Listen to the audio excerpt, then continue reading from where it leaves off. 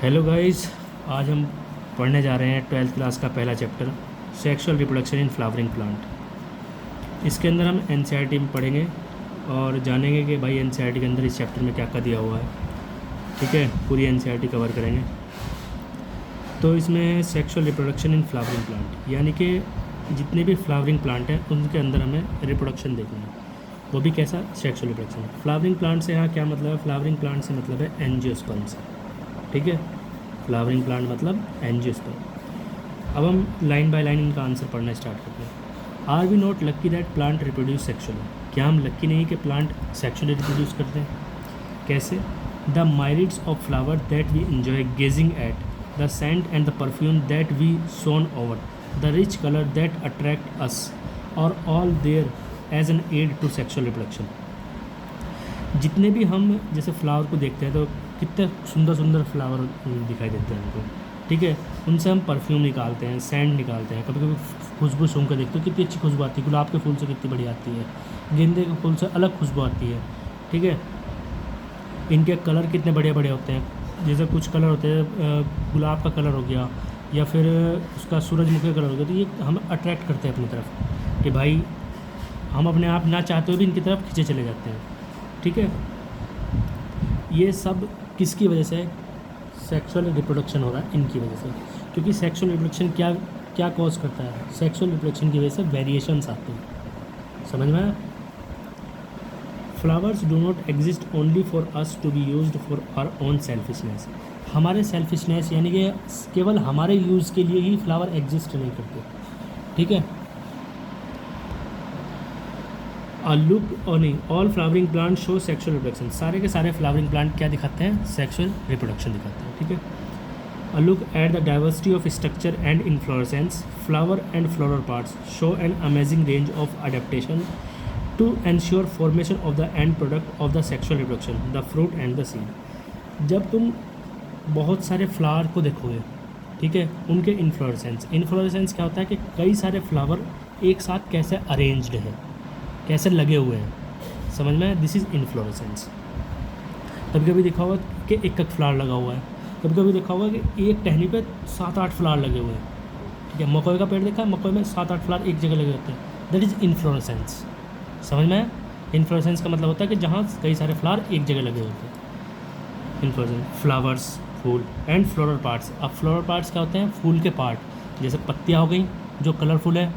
ठीक है, कुछ एक हरी पत्तियाँ भी दिखी होंगी नीचे। फिर उसके अंदर से, फ्लावर के अंदर से उसके रिप्रोडक्टिव पार्ट भी होते हैं, एंड्रोशियम और गाइनोशियम। समझ में आ गया? जो कलरफुल पार्ट है उसे क्या बोलते हैं? कोरोला। और जो नीचे वाला कैलिक्स। समझ में आया? ग्रीन पार्ट को कैलिक्स बोलते हैं, यानी कि कैलिक्स मतलब सेपल्स और कोरोला मतलब पेटल्स। समझ में आ गया? पेटल्स क्या होती है? कलरफुल होती है। समझ में आ रहा? ये बहुत क्या दिखाते हैं? Amazing range of adaptations. अब कुछ फ्लावर तुम्हें बहुत इजीली मिल जाएंगे, मतलब नॉर्मल टेम्परेचर के अंदर मिल जाएंगे। ठीक है, लेकिन कुछ कुछ फ्लावर ऐसे होते हैं कि जो बहुत सर्दी में जाके मिलेंगे तुम्हें। ठीक, कुछ फ्लावर ऐसे होते हैं जो बहुत गर्मियों में जाके मिलेंगे, जून के महीने में। ठीक है, कुछ फ्लावर ऐसे होते हैं जो रात में होते हैं, कुछ फ्लावर ऐसे होते हैं जो दिन में ही दिन में होते हैं। समझ में? रात की रानी के पेड़ का नाम सुना है? जो रात को खिलता है। To ensure formation of the end product of sexual reproduction, the fruit and the flower. और ये क्या चीज़ एंश्योर करते हैं? किसके लिए हो रहा है ये सब? ताकि जो सेक्सुअल रिप्रोडक्शन का आखिरी प्रोडक्ट है, फ्रूट और सीड, वो बनाया जा सके। समझ में आ गया? In this chapter let us understand the morphology, structure and the process of sexual reproduction in flowering plant. देखो यहाँ पर फ्लावरिंग प्लांट में लिख दिया है कि एंजियोस्पर्म की बात चल रही है। ठीक है, प्लांट किंगडम के अंदर 4 चीज़ें पढ़ी जाती हैं। पहले पढ़ी जाती है एल्गी। सबसे पहले क्या पढ़ते हैं हम? एल्गी। ठीक है, फिर उसके बाद क्या पढ़ते हैं? ब्रायोफाइट, फिर टेरिडोफाइट पढ़ते हैं, फिर जिम्नोस्पर्म पढ़ते हैं, फिर एंजियोस्पर्म पढ़ते हैं। 5 चीज़ें हम इसके बारे में पढ़ते हैं। समझ में आ गया? हालांकि 11वीं क्लास के अंदर ब्रायोफाइट को 2 पार्ट में डिवाइड कर रखा है, एल्गी को 3 पार्ट में डिवाइड कर रखा है। वो सब 11वीं क्लास की बातें हैं, हम उसको चीज़ को डिस्कस यहाँ नहीं कर रहे। बस ये बताने का रेफरेंस ये था कि एंजियोस्पर्म कहाँ से। ठीक है, इस चैप्टर में हम यही सब समझेंगे, morphology, structure and the process of sexual reproduction. Flower A fascinating organ of angiosperm. अभी एक एंजियोस्पर्म का एक बहुत ही अनोखा, जिसे कहते हैं ना, एक अनोखा पार्ट है फ्लावर जो, ठीक है। Human beings have an intimate relationship with the flower since time immemorial. जब से टाइम चला आ रहा है, जब से लोगों को याद है, फ्लावर्स के साथ लोगों का एक अलग ही तालमेल है। कैसे? Flowers are object of aesthetic, ornamental, social, religious and cultural value. They have always been used as a symbol of conveying important human feelings such as love, affection, happiness, grief, mourning। जैसे कि flower जो होते हैं ये aesthetic में भी काम आते हैं, डेकोरेशन में काम आते हैं, ठीक है, ऑर्नामेंटल में काम आते हैं, सोशल यानी कि कोई कल्चरल फेस्ट होने वाला है उसमें काम आएंगे, ठीक है। कुछ रिलीजियस पर्सपेक्टिव होते हैं, जैसे क्या बोलते हैं, कुछ कल्चर ऐसे हैं जिनके अंदर फूलों का चढ़ावा चढ़ाया जाता है, ठीक है। कुछ कल्चर ऐसे हैं जैसे गुलाब की पंखुड़ियाँ होती हैं वो प्रसाद में मिला के दी जाती हैं, समझ में? तो ये सब रिलीजियस है। और कुछ की कल्चरल वैल्यू भी होती है, समझ में? कुछ लोग फ्लावर को अपने घर को, जैसे तुलसी का पेड़ होता है, पेड़, ठीक है, वो अपने घर में उगाया जाता है, that is a cultural value.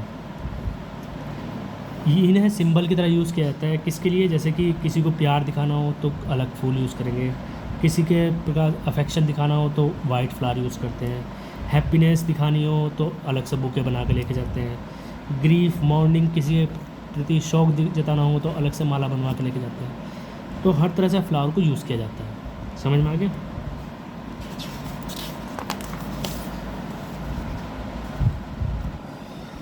अब देखो ये एक फ्लावर का डायग्राम दे रखा है। इस डायग्राम में क्या क्या दिखा है? सबसे पहले हम बेसिक से स्टार्ट करते हैं, ठीक है। ये देखो, ये फ्लावर है, ये आपको एक ग्रीन पार्ट का दिखाई दे रहा, दीज आर सेपल्स, ठीक है। ग्रीन पार्ट के अलावा ये this is colourful part, these are petals. Sepals और पेटल्स हो गए। अब इसके अंदर ये आपको कुछ स्ट्रक्चर दिखाई दे रही है यहाँ पर, दीज आर कॉल्ड एंथर, ठीक है, ये एंथर है। इसका ये लॉन्ग पार्ट जो दिखाई दे रहा है आपको, दिस इज़ कॉल्ड फिलामेंट, ठीक है। और पूरी स्ट्रक्चर को क्या बोल देंगे? स्टेमिन। समझ में आ गया? तो हम इसे पूरी स्ट्रक्चर को क्या बोलेंगे? स्टेमिन। और यहाँ पर आपको ये स्ट्रक्चर दिखाई दे रहा है, इसका ऊपर वाले पार्ट को बोला गया स्टिग्मा। ये जो इसका लॉन्ग ट्यूब जैसे स्ट्रक्चर, इसको बोला गया स्टाइल। और इस नीचे वाले स्ट्रक्चर का बोला गया ओवरी। समझ में आ गया? इस पूरी स्ट्रक्चर को बोल देते हैं पिस्टिल, ठीक है, ओके। ये एक किसी भी फ्लावर का हमने लॉन्गिट्यूडनल सेक्शन काट रखा है, एलएस। हम पढ़ते हैं, to a biologist flower are morphological and embryological marvels and the site of sexual reproduction. अगर एक बायोलॉजिस्ट की नज़र में देखा जाए तो फ्लावर मॉर्फोलॉजिकली भी और एम्ब्रोलॉजिकली भी भाई एक किसी चमत्कार से कम नहीं है। अगर देखा जाए तो भाई बाहर से वो लोगों को अट्रैक्ट कर रहा है, लेकिन उसके अंदर सेक्सुअल रिप्रोडक्शन की प्रोसेस भी चल रही है। समझ में आ गया? Early classes you have lead various part of flower. बहुत सारे फ्लावर के पार्ट में पढ़ा होगा जो हमने अभी बता दिया। यही सब 10 तक तो यही सब पढ़ाया जाता है, इसके आगे की जानकारी 10 के अलावा नहीं होती। अब हम इससे आगे की जानकारी भाई ये सेक्सुअल रिप्रोडक्शन के बारे में जो बात कर रहे हैं, होता कैसे है, क्या क्या चीज़ें इन्वॉल्व होती हैं, समझ में आया? तो दो चीज़ याद रखना कि जो पेटल्स होती हैं plus sepals, these are called accessory part, ठीक है। ये होते हैं एसेसरी पार्ट। एसेसरी पार्ट मतलब कि फ्लावर को इनकी ज़रूरत है। क्यों? क्योंकि ये प्रोटेक्शन का काम करते हैं। और दूसरी चीज़ ये क्या काम करते हैं, जो पोलिनेटर्स होते हैं, जो पोलिनेशन कराने के लिए ज़रूरत होती है, उनको अट्रैक्ट करने का काम करते हैं। अगर ये फ्लावर्स, इनकी पत्तियाँ सुंदर नहीं होगी तो इनके पास कोई भी नहीं जाएगा, ठीक है। दूसरे पार्ट होते हैं एंड्रोशियम प्लस गाइनोशियम। ये होता है रिप्रोडक्टिव पार्ट। समझ में आ गया? इनके थ्रू क्या होगा? रिप्रोडक्शन होगा। और ये क्या काम करेंगे? These are accessory part. अब बात करते हैं pre fertilization, structure and events. Actual में इस चैप्टर को हम कितने पार्ट में पढ़ने वाले हैं? 4 पार्ट में। सबसे पहले पढ़ेंगे प्री फर्टिलाइजेशन, उसके बाद पढ़ेंगे हम पॉलिनेशन, उसके बाद पढ़ेंगे हम फर्टिलाइजेशन, और सबसे लास्ट में पढ़ेंगे पोस्ट फर्टिलाइजेशन इवेंट। समझ में आ गया? पहले हम प्री फर्टिलाइजेशन के बारे में पढ़ लेते हैं। Pre fertilization, much before the actual flower is seen on a plant, the decision that the plant is going to be flower has taken place. Flower के आने से पहले ही प्लांट के अंदर ये डिसीजन होता है कि अब हम फ्लावरिंग करने जा रहे हैं। समझ में आ गया? Several hormonal and structural changes are initiated which lead to the differentiation and further development of the floral primordium. कुछ हार्मोनल चेंजेस होते हैं, कुछ स्ट्रक्चरल चेंजेस होते हैं, ठीक है। उससे क्या होता है कि डिफ्रेंशिएशन स्टार्ट होता है और डेवलपमेंट स्टार्ट होता है किसका? फ्लोरल प्राइमोर्डियम का। यानी कि सपोज करो एक ये प्लांट है, प्लांट का ये वाला पार्ट है, सबसे टिप पॉइंट है, ठीक है, किसी भी साइड का हो सकता है। जैसे ये सपोज करो ये दिस इज प्लांट, इसकी ये टिप है। अब यहाँ पे फ्लावरिंग आनी है, तो ये फ्लावर प्राइमोर्डियम, इसको ये क्या बन जाएगा? फ्लोरल प्राइमोर्डियम बन जाएगा। यहाँ पे क्या होता है कि जितनी भी नोड्स होती हैं, नोड्स के बीच में गैप होता है, उसको बोलते हैं इंटरनोड।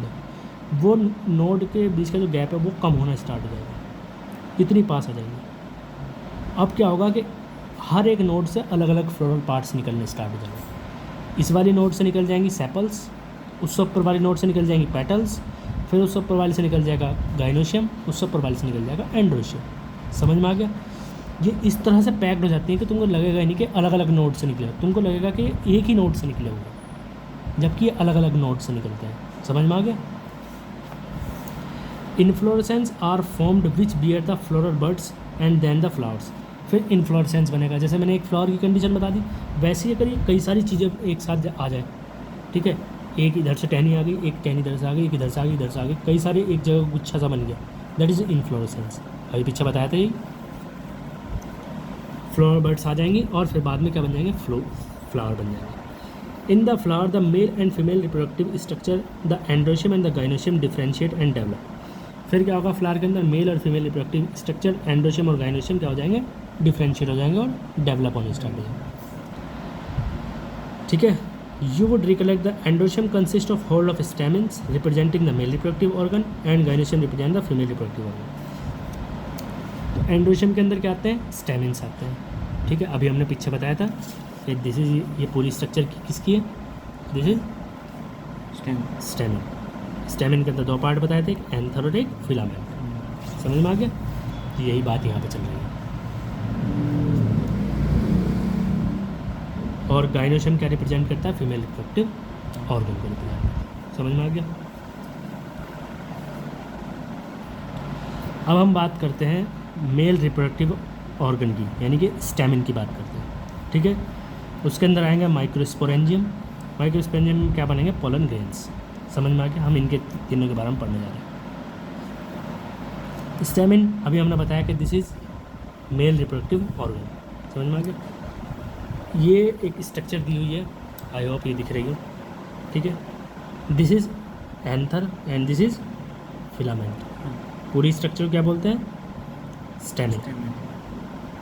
पूरी स्ट्रक्चर क्या बोलते हैं? स्टेमिन। स्टेमिन के कितने पार्ट बता दिए? 2, एक एंथर और एक फिलामेंट। समझ में आ गया?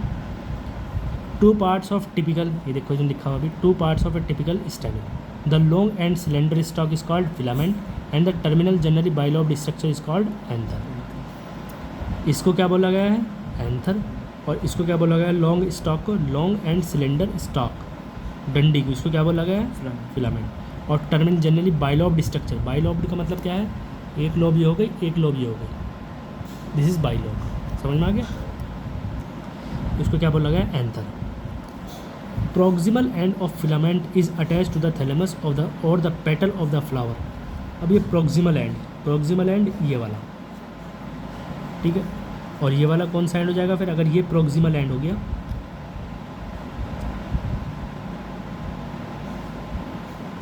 इस वाले एंड को बोलेंगे distal end,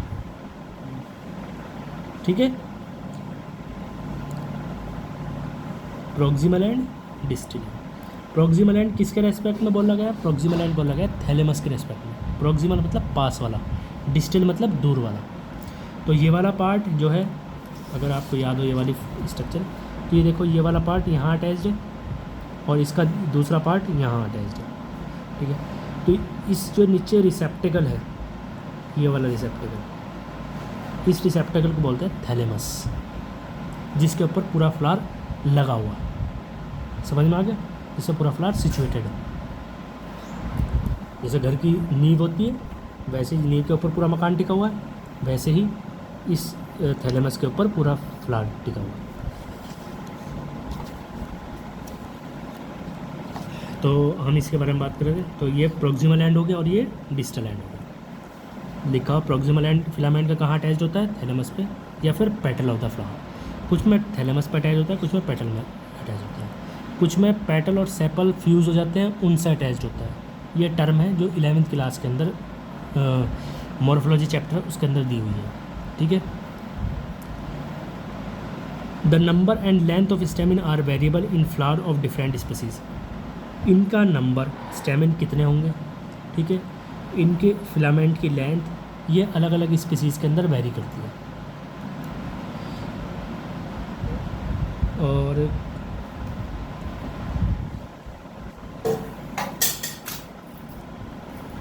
a typical angiosperm anther is bilobed. Angiosperm का एंथर कैसा बताया हमने? बाइलॉब्ड। बाइलॉब्ड का मतलब समझ आता है, these are 2 lobe with each lobe having 2 theca. अब एक लोब भी 2 पार्ट में डिवाइडेड है। ये एक लोब है, इस लोब को बीच में से 2 पार्ट में डिवाइड है, एक इधर बन गया, एक इधर बन गया। दे आर डाइथिकस, इसलिए क्या बोल दिया उनको? Dithecous. Often a longitudinal groove runs length wise separating the theca. 2 थिकस है। अब ये सपोज करो ये एंथर इतना लंबा है, इसमें पूरे में से एक लॉन्गिट्यूडनल ग्रूव जा रही है, ठीक है, जो कि इसे 2 पार्ट में डिवाइड कर रही है। Often a longitudinal groove runs length wise separating the theca. Theca को क्या कर दिया? 2 पार्ट में डिवाइड कर दिया। The bilobed nature of an anther is very distinct in the transverse section of the anther. The anther is 4-sided tetragonal structure consisting of 4 microsporangia located at the corners, 2 in each lobe. अगर हम इस structure को देखते हैं तो तुमको क्या दिखाई देगा? ये पहले हमने देखा था बाइलॉब्ड स्ट्रक्चर है, यानी कि एक लोब ये हो गई और एक लोब ये हो गई। इस लोब के अंदर भी 2 थिकस है, एक थिकस ये हो गया, एक थिकस ये हो गया, इसका भी एक थिकस ये हो गया, एक थिकस ये हो गया। एक longitudinal groove just like this, एक लॉन्गिट्यूडनल ग्रूव है जो पूरी जा रही है यहाँ से, जो कि इस थिकस को 2 पार्ट में डिवाइड कर दे रही है, ठीक है। Bilobed nature of anther is very distinct in transfer section of the anther. Anther is 4-sided। अब ये 4-sided बन गया है क्योंकि इसको एक को थिकस को भी डिवाइड कर दिया और इस वाले थिकस को भी डिवाइड कर दिया, तो 4 पार्ट बन गए इसके, ठीक है। इसलिए इसको क्या बोला गया है? 4-sided tetragonal. समझ में आया? 4 साइड होगी इसलिए टेट्रागोनल बोल दिया गया। और इन चारों को क्या बोल दिया गया? Microsporangia. Located at the corners 2 in each lobe. ये कहाँ लोकेटेड करते हैं? कॉर्नर पर। ये इसके कॉर्नर पर, ये इस वाले कॉर्नर पर, ये इस वाले कॉर्नर पर और ये इस वाले कॉर्नर पर, ठीक है। 2 एक लोब के अंदर 2 आ रहे हैं। क्लियर है भाई? एंथर कैसा है? बाइलॉब्ड है, ठीक है। बाइलॉब्ड का मतलब यानी कि एक लोब ये हो गई और एक लोब ये हो गई। हर लोब कितने में डिवाइडेड है? 2 में। तो इसलिए कैसा हो गया ये? टेट्रागोनल, ठीक है। और टेट्रागोनल होने के साथ साथ इसमें क्या होगा? टेट्रागोनल को हमने क्या बोल दिया गया कि इसमें इसके अंदर क्या प्रेजेंट है? 4 माइक्रोस्पोरेंजिया। माइक्रोस्पोरेंजिया 1 2 3 4। पहले एक थिकस था, तो एक लोब थी, ये दूसरी लोब थी। अब ये एक 2 लोब थी, बाई लोब थी, इसे डिवाइड कर दिया गया तो एक थिकस एक थिकस एक थिकस एक थिकस, यानी कितने हो गए? 4 थिकस हो गए। एक लोब के अंदर कितने आए? 2 आ गए। इनके कॉर्नर पर क्या प्रेजेंट हो गया? 4 माइक्रोस्पोरेंजिया हो गया। समझ में आ गया? कोई दिक्कत है? अब आते हैं microsporangia develop further and becomes pollen sacs. अब ये माइक्रोस्पोरेंजिया डेवलप होंगे और क्या बन जाएंगे? Pollen sacs. यही माइक्रोस्पोरेंजिया क्या बन जाएंगे? Pollen sacs. बस उसमें थोड़ा सा स्ट्रक्चरल मॉडिफिकेशन हुआ, रहेंगे ऐसे ही, ठीक है, बस थोड़ा सा स्ट्रक्चरल मॉडिफिकेशन हो गया। दे extend longitudinally all through the length of anther and packed with pollen grains. अब ये पूरी लेंथ के अंदर फैल जाएंगे, जितना लंबा ये एंथर है, इस पूरी एंथर में यहाँ से लेकर यहाँ तक पूरे में दिस पोलन सैक बन जाएगा ये, ठीक है। और इसके अंदर क्या बढ़ जाएंगे? Pollen grains. अब ये पोलन ग्रेन्स कैसे बनेंगे? अभी इसका पूरा प्रोसेस है। उससे पहले पढ़ते हैं स्ट्रक्चर ऑफ माइक्रोस्पोरेंजियम। अभी जो माइक्रोस्पोरेंजियम हमने बता दिया कि भाई माइक्रोस्पोरेंजिया 4 माइक्रोस्पोरेंजिया है, इसकी स्ट्रक्चर कैसी होती है, तो हम इसकी स्ट्रक्चर को पढ़ने जा रहे हैं। इन ए ट्रांसफर सेक्शन, ट्रांसफर अब 2 सेक्शन है, ट्रांसफर सेक्शन और लॉन्गिट्यूडनल सेक्शन। पता है कौन कौन से होते हैं? लॉन्गिट्यूडनल सेक्शन होता है मतलब लेंथ वाइज काटना, ठीक है, और ट्रांसफर सेक्शन होता है सर्कुलर आउटलाइन वाली की तरफ से काट देना। समझ में आ गया? जैसे कि ये पेन है, अगर मैं इसके ऐसे 2 बीच में से हिस्से कर दूँ तो कैसा बन जाएगा? This is longitudinal section. और अगर मैं इस तरह से काट दूँ, दिस इज ट्रांसफर सेक्शन। समझ में आ गया? A typical microsporangium appear near circular in outline. बाहर से कैसा दिखता है? सर्कुलर दिख रहा है। आउटलाइन में कैसा दिख रहा है? सर्कुलर दिख रहा है। ये देखो, circular in outline. A typical microsporangium it is generally surrounded by 4 wall layers. कितनी लेयर होती हैं? 4। कौन कौन सी? एपिडर्मिस, एंडोथीशियम, मिडिल लेयर और टैपिटम। जो बाहर की 3 layer, outer 3 layers perform the function of protection. बाहर की 3 लेयर क्या काम करती हैं? प्रोटेक्शन का। And help in dehiscence of anther. और किस में काम करती है? डहिसेंस, यानी कि एंथर के फटने में। समझ में आ गया? एंथर फटता है तो पोलन ग्रेन्स बिखर जाते हैं। कि बाहर की 3 लेयर किस काम में आ रही हैं? प्रोटेक्शन में, और help in dehiscence of anther to release the pollen. समझ में आ गया? इनर मोस्ट लेयर जिसका नाम क्या है? टैपिटम। ये इसका क्या काम है? It nourishes the developing pollen grains. ये जो पोलन ग्रेन बन रहे हैं उनको क्या क्या काम करती है? नरिशमेंट का, न्यूट्रिशन प्रोवाइड कराती है। समझ में? खाना पीना उनका। Cell of the tapetum possess dense cytoplasm and generally have more than 1 nucleus. इसकी सेल जो होती है टैपिटम की, उनके पास साइटोप्लाज्म बहुत डेंस होता है, मतलब अबंडेंट अमाउंट, ठीक है। और उनके पास क्या होता है? 1 से ज़्यादा न्यूक्लियस होता है, क्योंकि इनको क्या करना है? इनको नरिशमेंट प्रोवाइड कराना है। नरिशमेंट प्रोवाइड कराने के लिए तुम्हारे पास एक ही यहाँ पर एक आदमी बैठा है, उसको कई सारे लोगों का पेट भरना है। तो कई सारे लोगों का पेट भरने के लिए उसके पास मशीनरी भी ऐसी होनी चाहिए जो इतना सारा खाना बना सके। तो इसीलिए इनके पास 1 से ज़्यादा न्यूक्लियस होते हैं और इनका साइटोप्लाज्म बहुत ज़्यादा डेंस होता है, ताकि डेंस साइटोप्लाज्म होने की वजह से ये ज़्यादा मेटाबॉलिक एक्टिविटी परफॉर्म कर पाते हैं, ठीक है। और न्यूक्लियस 1 से ज़्यादा न्यूक्लियस होने की वजह से इनका एक न्यूक्लियस पर कंट्रोल कम हो जाता है। समझ में आ गया? ज़्यादा न्यूक्लियस रहेंगे तो ज़्यादा काम हो सकता है। समझ में आ गया? क्योंकि बहुत सारे पोलन ग्रेन को नरिशमेंट प्रोवाइड कराना है। When the anther is young, a group of compactly arranged homogeneous cells, the sporogenous tissue, occupy the center of each microsporangium. जब एंथर यंग होता है, ठीक है, सपोज करो अभी नया नया एंथर बना है, ठीक है, तो उसमें क्या होता है कि जैसे 4 लेयर ये बाहर की बनी हुई है, 1 2 3 4, इनके सेंटर में यहाँ पर एक ऐसा टिश्यू डेवलप्ड हो जाएगा, अरेंज द होमोजीनियस सेल्स, जिसको क्या बोलेंगे? स्पोरोजिनस टिश्यू, ठीक है। Occupy the centre of each microsporangium. इस माइक्रोस्पोरेंजियम के सेंटर में एक ऐसा होमोजीनियस सेल्स होंगी, एक जैसी सेल्स, वो इकट्ठा हो जाएंगे और उसको हम क्या बोल देंगे? Sporogenous tissue. स्पोरोजिनस टिश्यू मतलब जो आगे जाके क्या बनाएगा? स्पोर्स, और स्पोर्स क्या के अंदर कन्वर्ट हो जाएंगे? पोलन ग्रेन्स के अंदर। समझ में आ गया? माइक्रोस्पोरोजेनेसिस। माइक्रोस्पोरोजेनेसिस मतलब कि अब स्पोर बनने की प्रक्रिया देखते हैं हम, स्पोर बनते कैसे, ठीक है। माइक्रोस्पोर मतलब पोलन ग्रेन और जेनेसिस मतलब फॉर्मेशन कैसे होती है। समझ में आ गया? वर्ड का मतलब समझ में आ गया माइक्रोस्पोरोजेनेसिस का होता है। As the anther develops the cell of the sporogenous tissue undergo meiotic division to form microspore tetrad. अब क्या होता है कि जैसे जैसे एंथर डेवलप होता है, ठीक है, पहले वो माइक्रोस्पोरेंजिया बना था, फिर वो कोलन सैक बना था, अब उसके अंदर डेवलपमेंट आती जा रही है।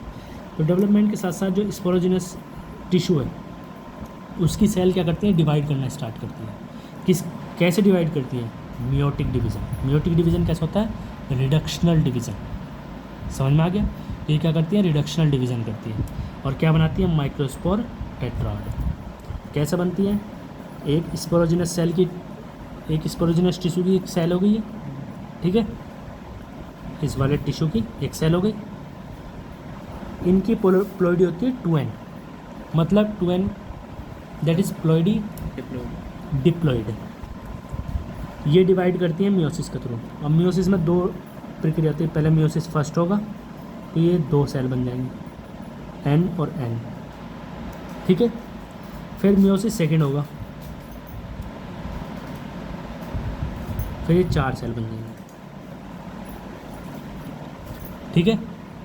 सबकी प्लोइडी क्या होगी? nn।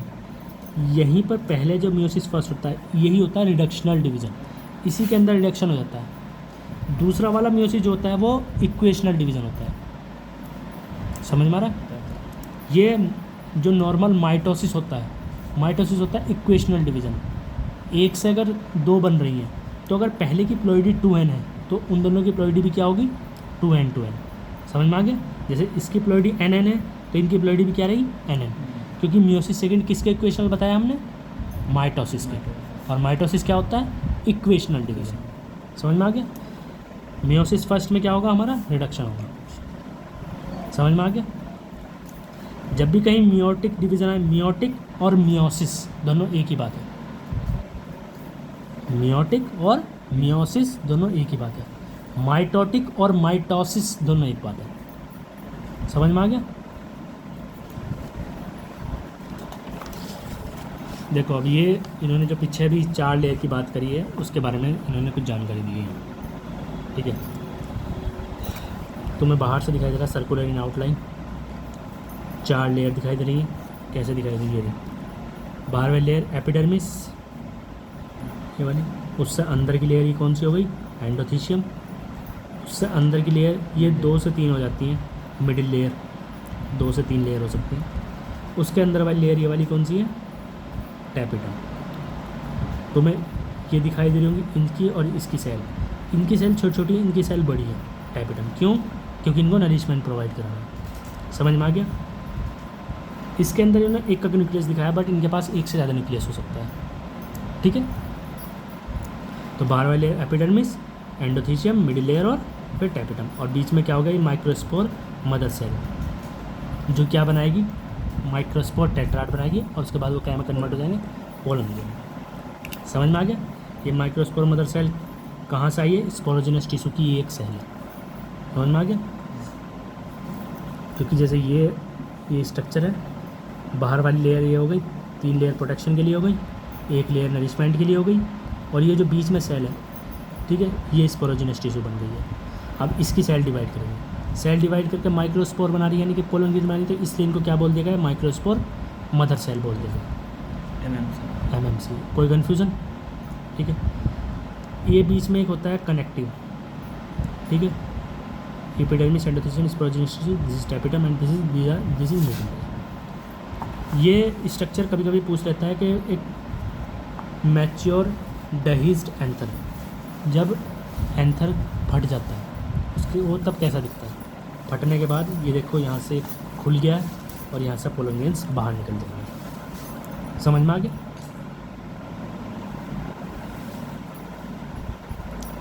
अब हम बात करते हैं as each cell of sporogenous tissue is capable of give rise to a microspore tetrad, each one is a potential pollen और माइक्रोस्पोर मदर सेल। अब स्पोरोजिनस टिश्यू जो हमारा यहाँ भरा हुआ था, जो इसके अंदर भरा हुआ था, उसकी हर सेल पोलन ग्रेन्स बना सकती है, हर सेल पोलन ग्रेन बना सकती है। तो इसलिए हम इसको क्या बोलते हैं? Each potential pollen. इसलिए हर उसको क्या बोला गया? माइक्रोस्पोर मदर सेल बोला गया उस सेल को जो पोलन ग्रेन बना रही है। ये हमने उसे बोल दिया पोटेंशियल पोलन। दोनों एक ही नाम है। माइक्रोस्पोर मदर सेल बोल दो या फिर क्या बोल दो, पोटेंशियल पोलन। समझ में आ गया। Process of formation of microspore from pollen mother cell through meiosis is called microsporogenesis. तो माइक्रोस्पोर का बनना किसके थ्रू, पोलन मदर सेल के थ्रू। किसके, कैसे बनेगा, मियोसिस से होगा, रिडक्शन डिवीजन होगा तभी तो बनेगा। और उसको क्या बोल दिया हमने, प्रोसेस को माइक्रोस्पोरोजेनेसिस। समझ में आ गया। माइक्रोस्पोर का बनना माइक्रोस्पोर मदर सेल से मियोसिस के थ्रू क्या कहलाता है, microsporogenesis. The microspore as they are formed are arrange in a cluster of 4 cells, the microspore tetrad. अब जैसे ही माइक्रोस्पोर बनते हैं वे किसकी फॉर्म में कैसे अरेंज हो जाते हैं, इन अ क्लस्टर ऑफ 4 सेल्स, जिसे क्या बोलते हैं, माइक्रोस्पोर टेट्राड। यानी कि ये चारों सेल 1 2 3 4 ऐसा अरेंज हो जाएंगे, ठीक है, एक दूसरे से चिपकी रहती है, इसे बोलते हैं माइक्रोस्पोर टेट्राड। समझ में आ गया। As the anther mature and dehydrate, जैसे जैसे एंथर मैच्योर होगा और डिहाइड्रेशन होगा उसके अंदर, सूखेगा। समझ में आ गया। The microspores dissociate from each other and develop into pollen grains. अब ये चारों क्या होंगे, एक दूसरे से अलग हो जाएंगे और क्या के अंदर कन्वर्ट हो जाएंगे, पोलन ग्रेन्स के अंदर। Inside each microsporangium several thousand of microspore और पोलन ग्रेन्स आर फॉर्म्ड। हर एक के अंदर क्या बनेगा, बहुत सारे पोलन ग्रेन्स बनेंगे। क्या, क्यों, क्योंकि हर एक स्पोरोजिनस टिश्यू की हर एक सेल डिवाइड कर रही है, तो 1 से 4 बन रहे हैं, लाखों सेल होंगी तो लाखों वो बनेंगे, उससे ज़्यादा। समझ में आ गया। Are formed and release with the dehiscence of anther, और जैसे ये एंथर डेहिस्ड होगा, फटेगा, तो सारे के सारे पोलन ग्रेन्स क्या हो जाएंगे, बाहर निकलेंगे। समझ में आ गया यहाँ तक, कोई दिक्कत। अब इससे आगे का पोलन ग्रेन हम अगली वीडियो में पढ़ेंगे।